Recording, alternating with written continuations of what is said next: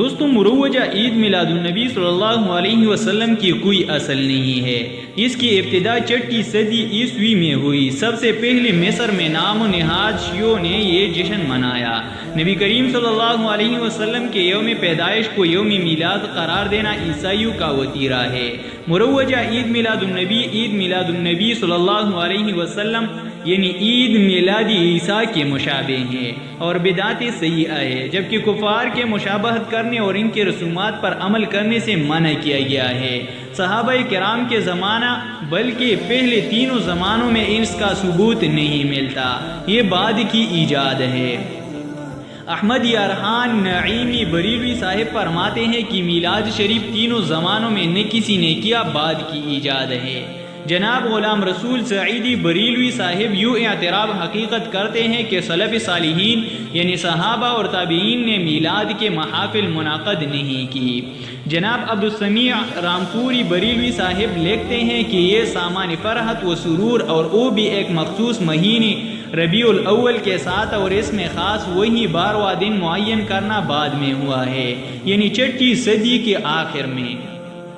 طاہر القادری صاحب اپنی کتاب میلاد النبی میں لکھتے ہیں کہ صحابہ 12 ربیع الاول کو میلاد نہیں مناتے تھے بلکہ غمگین رہتے تھے، کیونکہ جب ان کی زندگی میں 12 ربیع الاول کا دن آتا تو وصال کے غم میں پیدائش کی خوشی دب جاتی۔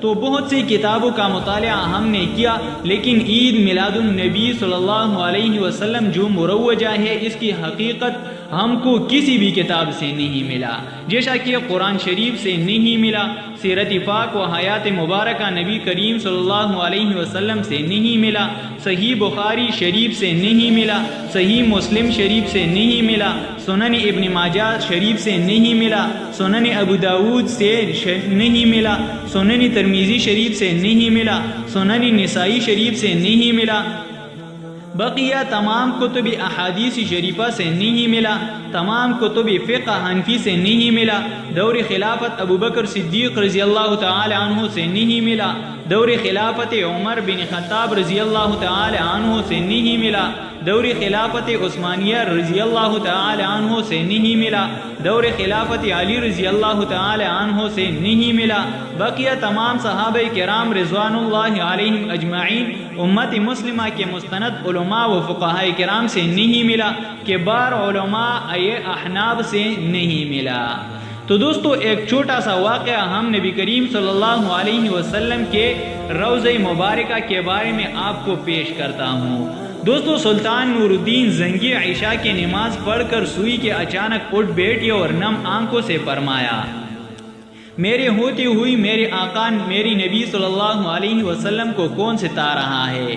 آپ اس خواب کے بارے میں سوچ رہی تھی جو مسلسل 3 دن سے انہیں آ رہا تھا، اور آج پھر چند لمحوں پہلے انہیں آیا، جس میں سرکار دو عالم نے 2 افراد کی طرف اشارہ کر کے فرمایا کہ یہ مجھے ستا رہا ہے۔ اب سلطان کو قرار کہاں تھا؟ انہوں نے چند ساتھی اور سپاہی لے کر دمشق سے مدینہ منورہ جانے کا ارادہ فرمایا۔ اس وقت دمشق سے مدینہ کا راستہ 25-20 دن کا تھا، مگر آپ نے بغیر آرام کی یہ راستہ 16 دن میں طے کیا۔ مدینہ پہنچ کر آپ نے مدینہ آنے اور جانے کے تمام راستے بند کروائے اور تمام خاص و عام کو اپنے ساتھ کھانے پر بلایا۔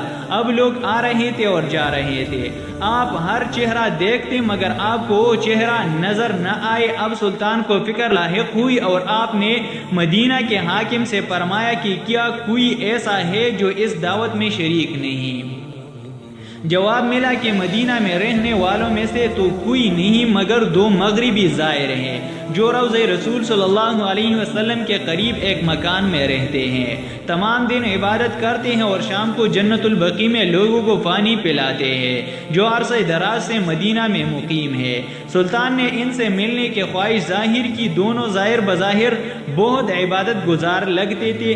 ان کے گھر میں تاہی کیا ایک چٹائی اور 2-4 ضرورت کے اشیاء کہ ایک دم سلطان کو چٹائی کی نیچے کا فرش لرزتا محسوس ہوا۔ آپ نے چٹائی ہٹا کر دیکھا تو وہاں ایک سرنگ تھی۔ آپ نے اپنی سپاہی کو سرنگ میں اترنے کا حکم دیا۔ وہ سرنگ میں داخل ہوئی اور واپس آ کر بتایا کہ یہ سرنگ نبی صلی اللہ علیہ وسلم کے قبر مبارک کی طرف جاتے ہیں۔ یہ سن کر سلطان کے چہرے پر غیظ و غضب کی کیفیت طاری ہو گئی۔ آپ نے دونوں زائرین سے پوچھا کہ سچ بتاؤ کہ تم کون ہو۔ حیل و حجت کے بعد انہوں نے بتایا کہ وہ نصرانی ہے اور اپنی قوم کی طرف سے تمہارے پیغمبر کی جسم اقدس کو چوری کرنے پر مامور کی گئی ہے۔ سلطان یہ سن کر رونے لگے۔ اسی وقت ان دونوں کی گردنیں اڑا دی گئی۔ سلطان روتی جاتے اور فرمایا جاتی تھی کہ میرا نصیب کہ پوری دنیا میں سے اس خدمت کے لیے اس غلام کو چنا گیا۔ اس ناپاک سازش کے بعد ضروری تھا کہ ایسی تمام سازشوں کا ہمیشہ کے لیے خاتمہ کیا جائے۔ سلطان نے معمار بلائی اور قبر اقدس کی چاروں طرف خندق کھودنے کا حکم دیا، یہاں تک کہ پانی نکل آئی۔ سلطان کے حکم سے اس خندق میں پگھلا ہوا سیسا بھر دیا گیا۔ سیسی کی یہ خندق آج بھی روضہ رسول صلی اللہ علیہ وسلم کے ارد گرد موجود ہے۔ شکران یا ربی شکران۔